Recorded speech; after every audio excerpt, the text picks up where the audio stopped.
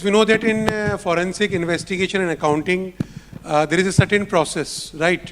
Identification of red flags, analysis of financial information and documents, creation or of evidences, preservation of evidences, producing those evidences in an encrypted form in the court of law, so that it could be proven in the court of law and charge could be created, right? So my question to you, Lokesh, is that as far as this preservation of evidence is concerned, what is the term relevancy is defined in context of preservation of evidences? Can you elaborate about relevancy? Yes, first of all, good evening everyone, and thank you for inviting me here as a panelist on one of my favorite area of the practice, forensic audit.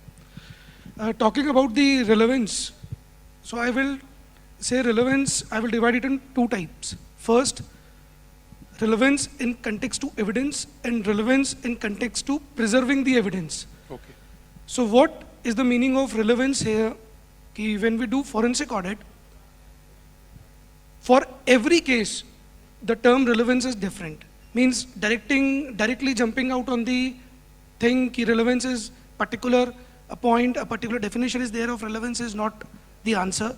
So first of all, we need to understand the case, that what exactly the case is, and accordingly, we need to find that what are the chronological orders of the case, that where was the exact fraud happened, and according to that, we need to do hit and trial.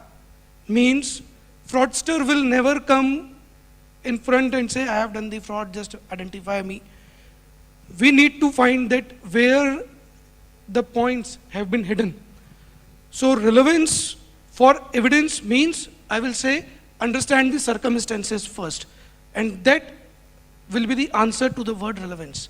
And talking for the preserving the evidence, so as ma'am said, preserving the evidence, we have two options. First, we can take our own hard drives, own systems, or on the clouds, we can use to preserve the evidence. Considering my personal experience and what I have learned in those 15 years of forensic audit, I will say that with the data which is, you want that it should be secured in a very secured way. It should be taken first on your local drive, and you should always use private cloud for securing the and for preserving the evidence. Private cloud means the control of which is in our hand, is in our organization hand, and then only the term relevance can be defined. So preserving the evidence either on local drive, and it should be encrypted. There are various tools that through which we can encrypt the data on our hard drive, and again taking on the data to the cloud, and it should be a private cloud for the relevance purpose. Right. So you rightly said that how, what is the role of the preservance of evidence particularly, and how it should be produced, and in what form it should be kept in security. How we chartered accountant can be technically equipped ourselves to go to complete the process of the forensic audit, because we understand that forensic audit is not a single process. It's a combination of multiple of various processes: identification of red flags, analysis of information, evidences, preservances, produced in the court of law, and like this. So what is your suggestion how we should be technically equipped to complete the forensic audit? Talking for how chartered accountant can be technically equipped, and and how we can proceed further. For this, I just want to share my experience in the initial days of my career when I qualified my CA. I'm just talking about the physical evidence. So I worked with BCCI when the IPL was launching. I was the part of the audit team, and all those, the action was taken against some of the promoters of the IPL. And after that, we have seen that how the forensic team had took these steps, and we learned that how the physical points has been noted down.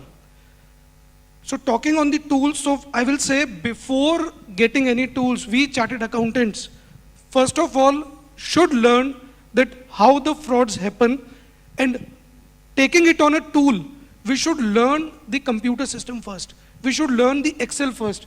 Means before taking on the big data, so we should take a small data and must understand that if we put the data on a software, what will be the output? How will be the processing? I'm asking this question to you, because even in this, we are sitting in 2023.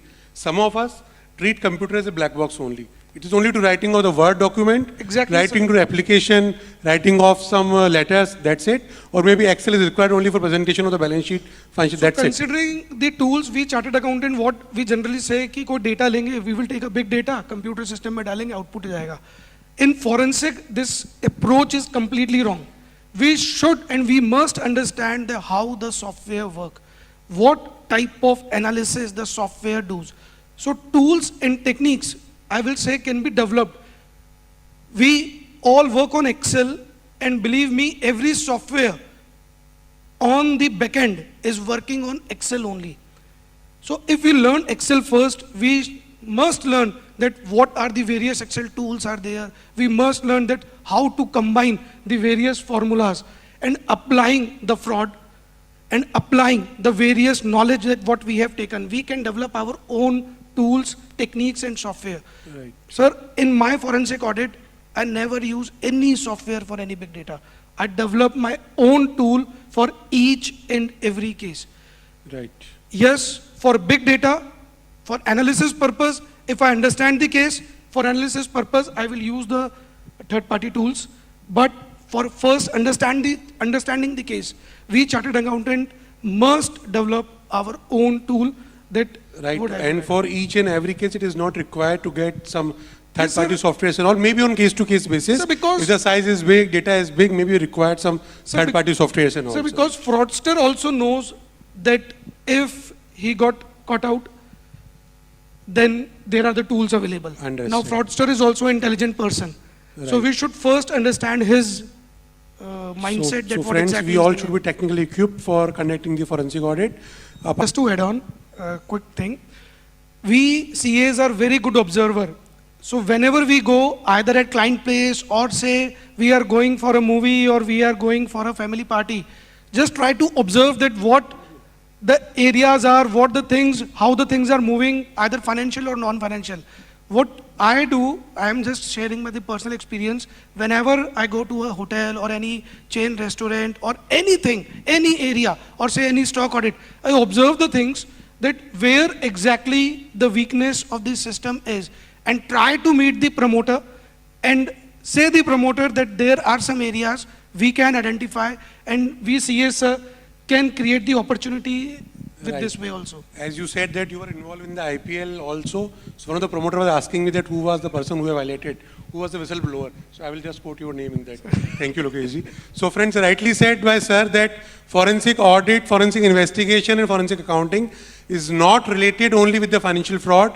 It's having a huge scope and huge area. And one recent example which I have just read yesterday, that one husband and wife was filing a divorce case, and wife have identified a forensic auditor to identify the actual net worth of husband, so that he can put it in the court of law and can claim the actual amount, whatever the as per her share. So again, I just want to say forensic investigation is an unexplored area for the cities like Jaipur, and definitely we should try to explore it. And before exploring, we should try to get more and more knowledge in the particular session. Thank you very much, all of you, all of the panelists, Sandeep sir, Pathak sir, Lokesh ji, Surbi ma'am, for being with us with this session. Thank you very much. Thank you.